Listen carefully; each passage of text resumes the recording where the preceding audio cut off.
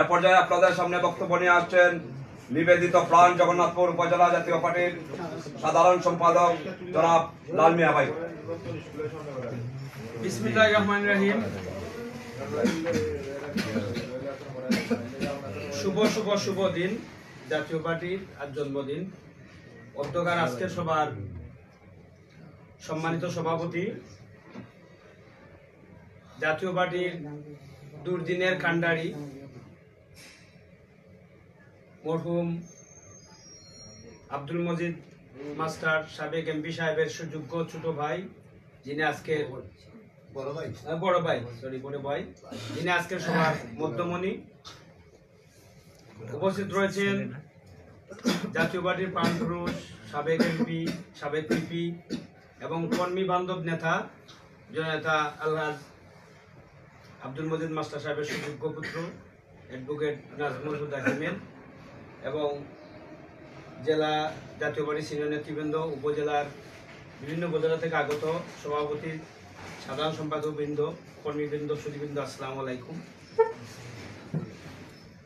প্রথমে আমি শ্রদ্ধার সাথে স্মরণ করছি ৬৮,০০০ গ্রাম বাংলার নয়নমণি, এশিয়ার সংস্কারক এবং জাতীয় পার্টির যিনি জন্ম না দিলে আজকে হয়তো আমরা এখানে দাঁড়িয়ে কথা বলার সুযোগ পেতাম না, সেই মহান নেতা পল্লীবন্ধু আল্লাহ হুসাইন মোহাম্মদের সাথে আমি ওনার রুহের মাগফিরাত কামনা করছি। অত্যন্ত আসলে আমার ভালো লাগতেছে, কারণ এই যে আমরা উপজেলার রাজনীতি করি, কিন্তু জেলার যখন এসে পুরনো চেহারাগুলো আমরা দেখি তা আমাদের আসলে প্রাণটা ভরে যায়। এটা আসলে একটা মিলন মেলা, রাজনীতি হচ্ছে একটা মিলন মেলা, একে অপরের সম্পর্ক। যদি আমরা একে অপরের যদি রাজনীতি মানুষ কেন করে, রাজনীতি তো আমাদের রাজনীতি হচ্ছে মানুষের জন্য, জনগণের জন্য, মানুষের জন্য রাজনীতি করে। মানুষ আগের মানুষ বলতো যে রাজনীতি করে ফকির হয়ে যাচ্ছে দিতে দিতে, আর এখন রাজনীতিতে বড় লোক হতে হলে রাজনীতি করতে হবে নিতে নিতে সে অনেক বড় হয়ে যায়, সেটা উল্টে হয়ে গেছে। এজন্য আজকে আমাদের দুঃখ লাগে যে যারা অনেক ক্ষমতাধর আজকে তাদের কিছুই নাই, অস্তিত্ব নেই। এপিট আর ওপিটির রাজনীতি বাংলাদেশে চলছে। জাতীয় পার্টি এপিট আর ওপিটির রাজনীতি বিশ্বাস করে না। জাতীয় পার্টিতে কোনো সন্ত্রাস, চাঁদাবাজ, দুর্নীতিবাজ নেই, যার কারণে মহান রাব্বুল আলামিন আমাদেরকে এখনো কথা বলার মতো শক্তি দিয়েছেন, আমরা ইজ্জতের সাথে চলাফেরা করতে পেরেছি। এজন্য মহান রাব্বুল আলামিনের কাছে শুকরিয়া আদায় করি। জাতীয় পার্টি আমরা দীর্ঘদিন ধরে করি, কারণ আপনারা দেখেছেন যে আমাদের মূল শক্তিটা হচ্ছে দীর্ঘদিন ধরে এই উপজেলা জেলা কেন্দ্রিক। জেলার বাইরে কিন্তু আমাদের কোনো এমপি বা কোনো নেতা নাই। আমাদের দলটা কিন্তু টোটাল নেতৃত্ব সংকটের মধ্যে হাবুডুবু খাচ্ছে। আমাদের জেলার দিকে তাকাতে হয়। যারা নেতৃত্ব দিয়েছিলেন মরহুম ইকবাল সাহেব, মমতাজ ইকবাল, আমাদের আব্দুল মজিদ মাস্টার সাহেব, তারা আজকে আমাদের ছেড়ে চলে গেছেন। আমাদের অনেক শূন্যতা রয়ে গেছে। তাদের এই শূন্যতা আমি তাদের রোহের মাগফিরাত কামনা করি। আজকে তারা জাতীয় পার্টিকে এখানে পরিচয় করিয়েছেন, পল্লীবন্ধু এরশাদের নামকে প্রতিষ্ঠিত করেছেন এই সুনামগঞ্জে। কিন্তু দেখা গেছে যে আমাদের দলেরও লোক না, একটা লোক আইসা একবারে আমাদের জাতীয় পার্টির জেলারে এমন বিভক্ত করছে। আসলে শুধু জেলা না, জেলায় যদি কোনো প্রভাব পড়ে এটা উপজেলায়, ইউনিয়নে, ওয়ার্ডে পড়বে। সেই ধারাবাহিকতায় আমরা কিন্তু আমি মনে করি যে ব্যক্তিকেন্দ্রিক লাভবান হয়েছে, কিন্তু দলের কোনো লাভ এই আসনে হয় নাই। জাতীয় পার্টি উপকৃত হয় নাই, নেতাকর্মী হয় নাই, কিন্তু আত্মীয়করণ হয়েছে। ব্যক্তিগতভাবে লাভবান হয়ে আজকে দলের এই দুর্দিনের জন্য, এই দুঃসময়ের জন্য, এই কষ্টের জন্য আমি মনে করি যারা উড়ে এসে জুড়ে বসেছিল তারাই দায়ী। তাদেরকে কিন্তু জাতীয় পার্টি কখনো ক্ষমা করবে না, কারণ বেঈমান মুনাফিক যারা দলে ঢুকবে আবার জাতীয় পার্টিকে ফেলে চলে যাবে, তাদেরকে কিন্তু ক্ষমা করবে না। আমরা আছি জাতীয় পার্টিতে, ইনশাআল্লাহ থাকবো, কারণ আমরা স্বার্থের রাজনীতি করি না। আমরা জাতীয় পার্টি পল্লীবন্ধু হুসাইন মোহাম্মদ এরশাদের রাজনীতি করি, আমরা আদর্শের রাজনীতি করি। আমি মনে করব যে পাখি চলে গেছে, ওই পাখির নাম নিলেও তাকে পাবলিসিটি করা, তাকে আবার নতুন করে একটা পরিচয় দেওয়া, তার এগুলার কোনো প্রয়োজন নাই।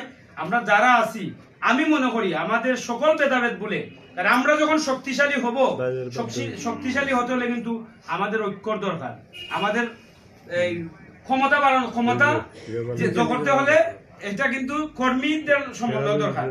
আমরা যারা আছি অনেকে আমরা কিন্তু মাইনাস আছি, জাতীয় পার্টি যারা মারা যাচ্ছে এরা কিন্তু প্লাস হচ্ছে না। আমরা দলে কোনো লোক ঢুকতেছে না, আমরা লোক ঢুকাইতেছি না। লোক যদি না থাকে, আস্তে আস্তে যে আমাদের মূল পুঁজি আছে সেটা চলে যাবে। সেটা চলে গেলে কিন্তু আমরা এভাবে বক্তব্য দিতে পারবো না। আমাদের কিভাবে জাতীয় পার্টিকে আরো সুসংগঠিত করা যায়, তৃণমূলে কাউন্সিল করে ওয়ার্ড ইউনিয়ন কমিটি, উপজেলা কমিটি কিভাবে করা যায় এবং জেলা কমিটি কিভাবে একটি নতুন কমিটির মাধ্যমে নেতৃত্ব সৃষ্টি করা যায়, সেদিকে আমাদের খেয়াল রাখতে হবে। আজকে আপনারা জানেন যে দুর্বল লোকের সাথে কেউ বন্ধুত্ব করে না। আজকে আমরা যদি সবল হতে পারি, শক্তিশালী হতে পারি, আমি মনে করি যে কোনো দল বলবে না এরা ঠিক আছে।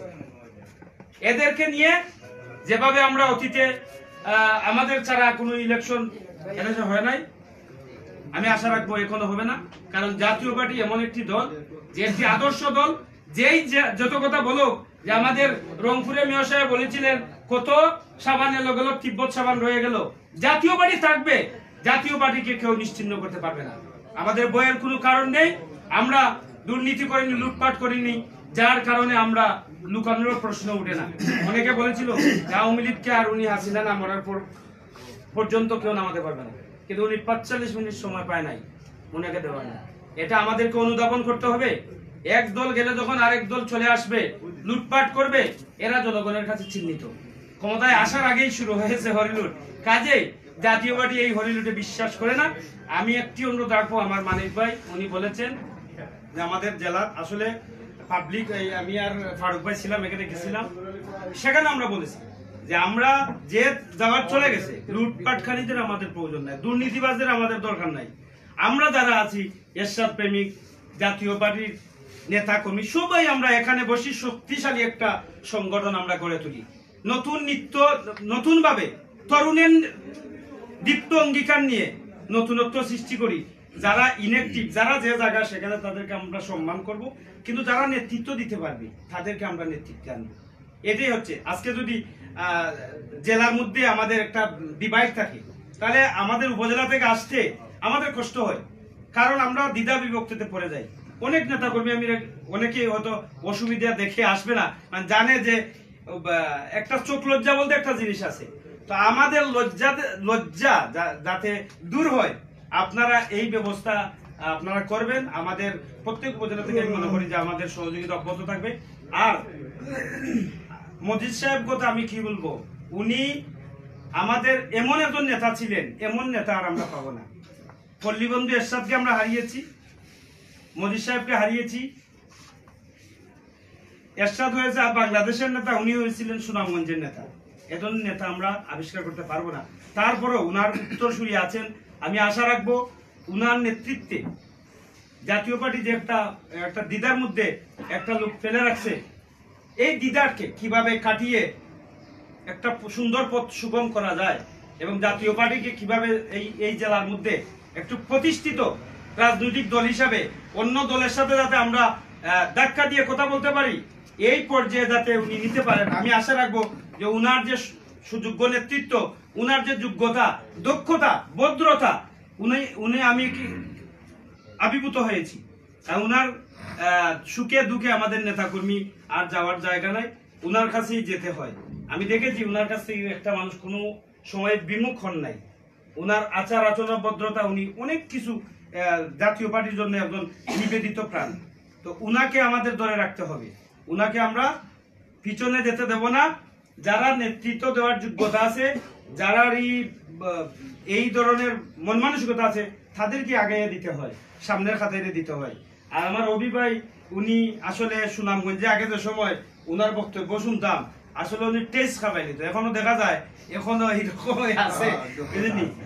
জগন্নাথপুর থেকে মেজর ইকবাল সাহেবের বাসার প্রোগ্রাম হইতো, তো আমি দূর থেকে মানে এটা একটু অনুধাবন করতাম যে উনি অনেক বড় নেতা, উনাকে কিন্তু আমি ফলো করতাম, অভিভাবকের বক্তব্য আমি ফলো করতাম যে এইভাবে কিভাবে উনার মতো বক্তব্য দেওয়া যায়, দেখি আমি দিতে পারি কিনা। আমি আমার জগন্নাথপুর দিয়ে একটা এরকম আমি চেষ্টা করেছি।